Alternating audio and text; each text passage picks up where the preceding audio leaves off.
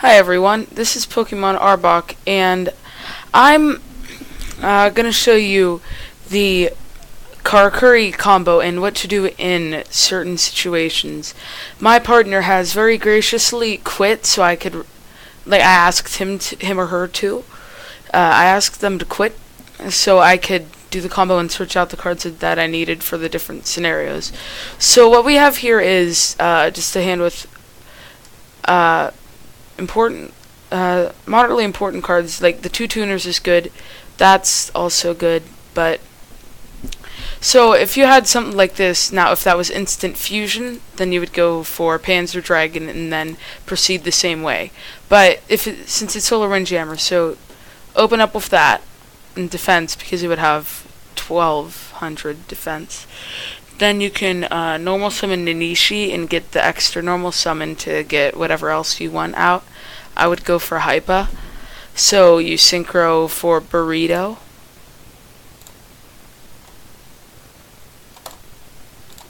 Use his effect to you could get, I guess, Nishipachi. So that would change the battle position. You draw one card, sync 7.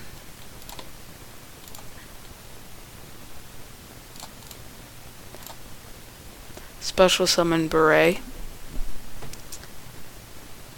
And that's one of the specific combos you can do. I don't know if there's anything else that I could do, but say I had Iron Call. If I had well, no, whoops, I forgot to special summon. Now I'm gonna throw away Raigeki. I don't know why I felt the need to shuffle it into the deck. So say I had Iron Call, I would special summon I guess Sizan, who's a level 4 tuner, and that's really the only good use for it. It just makes him easier to get Burrito, because his effect, when you take battle damage from a battle involving this card, all face-up Karakuri monsters you control gain 500 attack and defense into the end phase. While it's in face of attack, it cannot be destroyed by battle.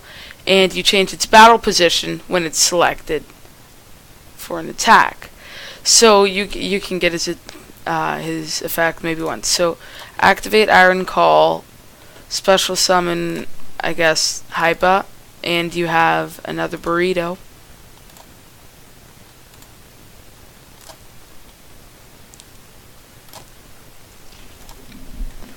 So you can go through special summon really whatever you want. I would go for a level 4 at this point. Play Desynchro on anything you want, really. I guess that one. I didn't get a draw from it, but I got an extra special summon. Sync 8 again.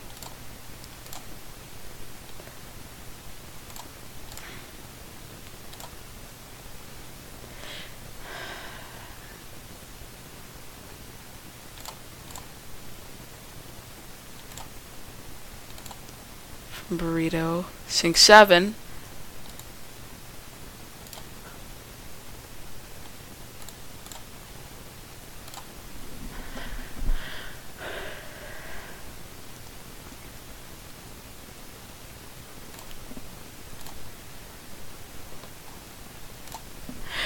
And that is an optimal Karakuri starting hand, because he can just do that craziness. And unless the only thing I did was swap out Raigeki for Iron Call, but this wasn't even my starting hand. I just added them from the deck to the hand because that was the easiest way to do it. But this is some of the stuff that Karakuri can pull, and I just think it's a really great, really fun deck. My extra deck is really faulty, and in the sense that I don't know, like, I mean, yeah, these guys are level 8. You could use Exceses with them, and these are level 7. But I don't have any room in my extra deck for that. And that, I think that's just been going to be a huge problem for it. Karakuri Cloud. Let's see what else. Limiter removal. And that would be game.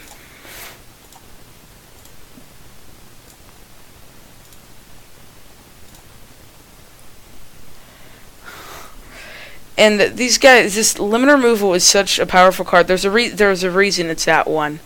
So, yeah, the Karakuris can do all that because of... I think this is their best card. It's Ninishi...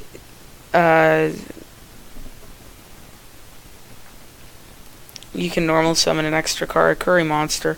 And even though that's only once per turn, not once per the monster being face up on the field, it's still one of the most important cards because you can normal that, then normal summon something else, go into Beret, special summon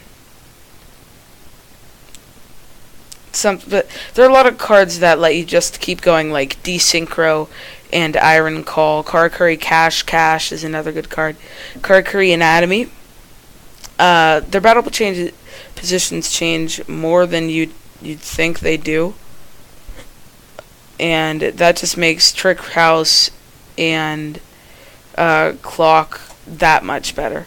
So next I'll show you my actual deck list and why I chose some of these cards. So first off, we have 2 Karakuri Barrel Model 96 Shinkuro. You can stall out with this because once per turn it can't be destroyed by battle. It's a level 2 tuner. There's Nishi, which I explained earlier. 2 of Deneb, Inashichi. I'm only running 2.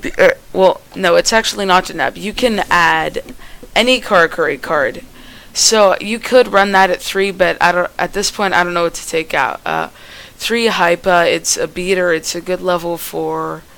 There's Kuik, whose attack is kind of low for his effect, but I guess if you make Beret, then you can change something with a high attack to defense position, kill it with Kuik, and then you can special summon like Nishipachi or Saizan or something to synchro at main phase 2. They're triple Nishipachi because the changing battle positions is really just that important whenever you special summon it with Beret or Burrito's effect. 2 Saizan for the level 4 tuner. 3 Solar Windjammer because it's just basically instant fusion without the cost. Desynchro to keep going. 2 Iron Call.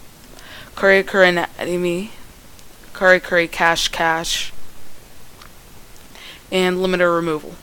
Raigeki, Runaway Karakuri. Not only do I love the art, it's like something that people don't expect to see, because if you're, there's Karakuri Gold Dust, which I think is less reliable, but people could potentially expect the limiter removal, but that's limited to 1, and this is at however many copies you want to use, up to 3. Compulsory, Clock, Trick House, and Solemn Warning. There are some other cards that you could use that I'm choosing not to. I'm going to show them next. Karakuri Bushi Model 6318 Muzani Chiha. This card must attack if able. When this face-up attack position card on the field is selected as an attack target, change it to defense. If another Karakuri monster is destroyed, it gains 400 attack permanently. I took those out for Kuik because I think it has a better effect, and I'm keeping the big beater there. Karakuri Cash said, activate only if you control a Karakuri monster in face-up defense position. Negate the activation of an opponent's spell or trap card and destroy it. I'm not using this card because I feel like it just gets really cloggy, and I've only drawn it when I was in need of a better card or something. Like if someone has game, they're not gonna goof around with spell and traps, and even still that wouldn't prevent me from losing. Karakuri Gold Dust.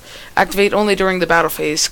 Select 2 face-up Karakuri monsters in attack position. Change one of them to defense, and the other gains attack equal to the attack of the monster changed to defense until the end phase of the turn.